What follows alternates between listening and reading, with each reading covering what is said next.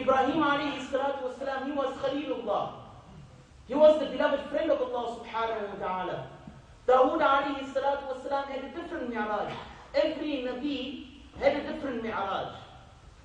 They say, Ya Rasulallah ibn Yaqub ko Allah ne surat bakhshi, Yade beza Kalimullah ko ni'mat bakhshi, और ईसा को मसीहाई की दौलत बख्शी.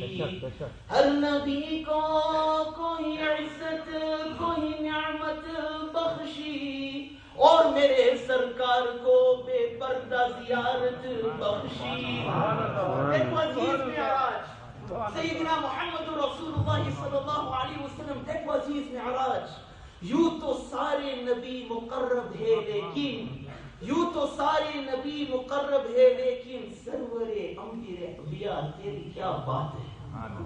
सरवरे अंबिया तेरी क्या बात है.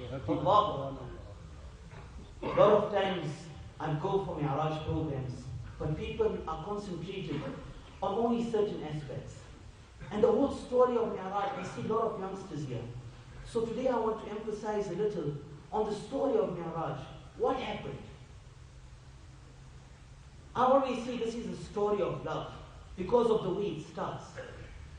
This day which passed, this Friday, was the 26th of Rajab. And in that year, the year of the Miraaj, Sayyidina Muhammad Rasulullah sallallahu alayhi wa sallam, on the 26th of Miraaj, Rasulullah sallallahu alayhi wa sallam was sitting by the Kaaba Sharif. And when Rasulullah sallallahu alayhi wa sallam was sitting at the Kaaba Sharif, he was alone and he was leaning against one pillar. And the uncle of Rasulullah sallallahu alayhi wa sallam, Abu Jahl, came and he says, "Oh Muhammad, you say you are a Nabi, but where is your people?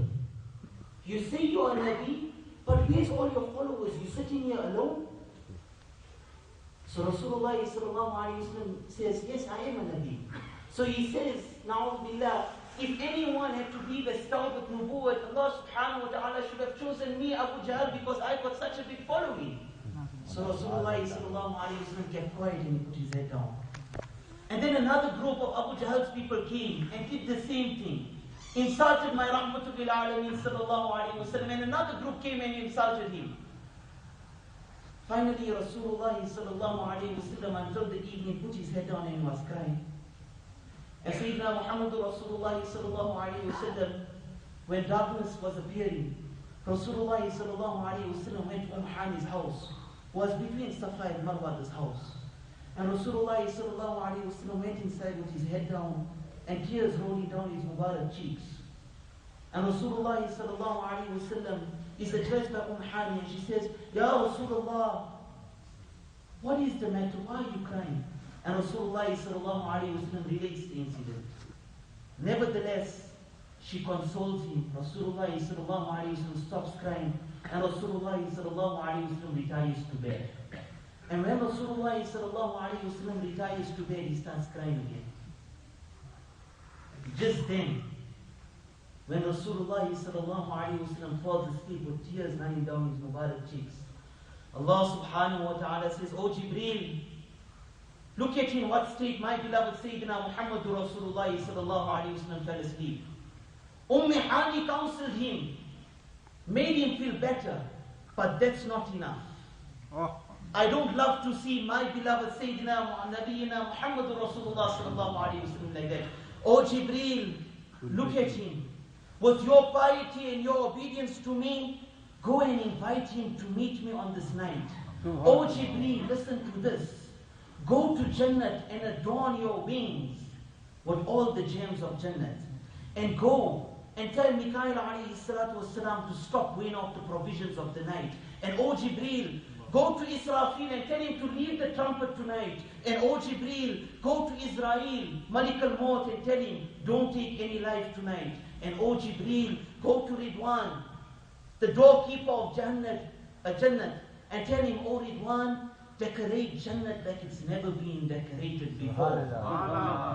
And O Jibreel, go to the angels of hell and tell them tonight they must lock up hell and not let any devil loose.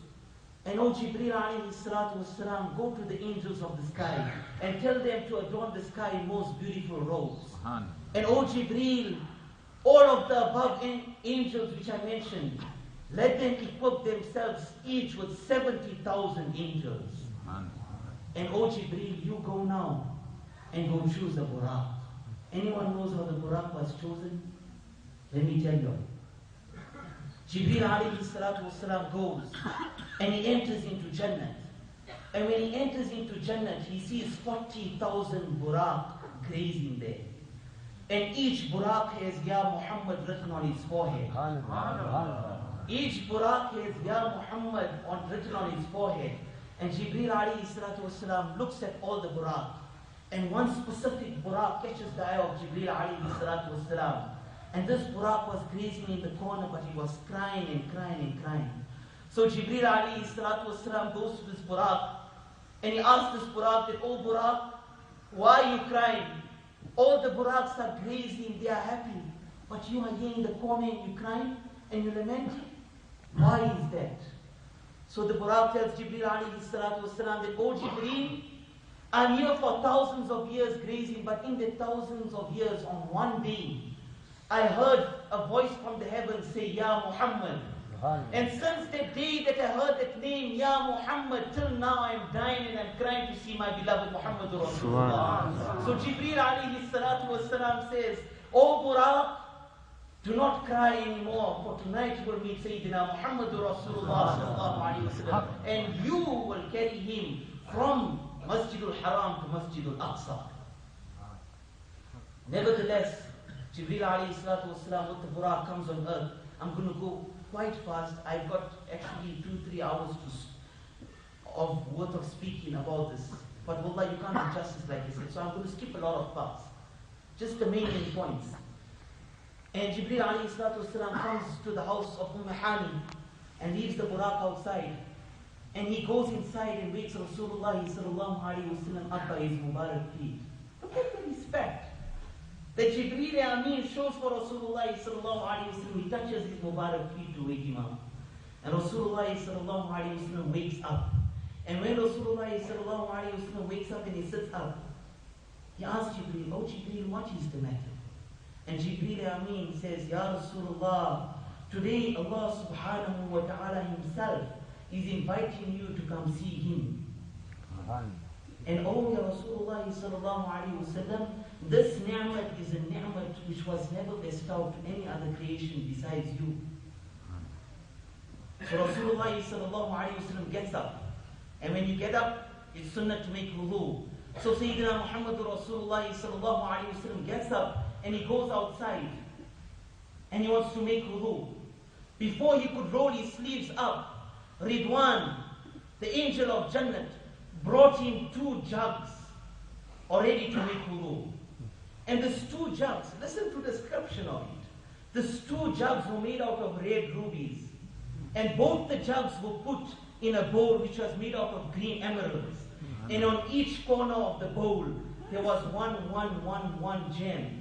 And these gems, according to the riwayat of Hadith and Ruh al-Bayaan, they were so bright like the sun, that when this dish was put in front of Rasulullah sallallahu alaihi wasallam, the jewels reflected upon his light and lit up the whole night sky. That night sky became white with the nur that reflected off Rasulullah sallallahu alaihi wasallam from the jewels. Nevertheless, Rasulullah sallallahu alaihi wasallam made wudu. And after making wudu, Rasulullah sallallahu ta'ala alaihi wasallam was put on a cape. You know what's a cape? A cape is something you put on when you ride a horse. And Rasulullah sallallahu alaihi wasallam was put on this cape of nur. And after that, Rasulullah sallallahu alaihi wasallam was given an imama by Jibreel alayhi salatu wasalam to put on. But not any imama. This imama was class. That's the only word I can find to describe it. Millions and millions of ulama come with smart imamas.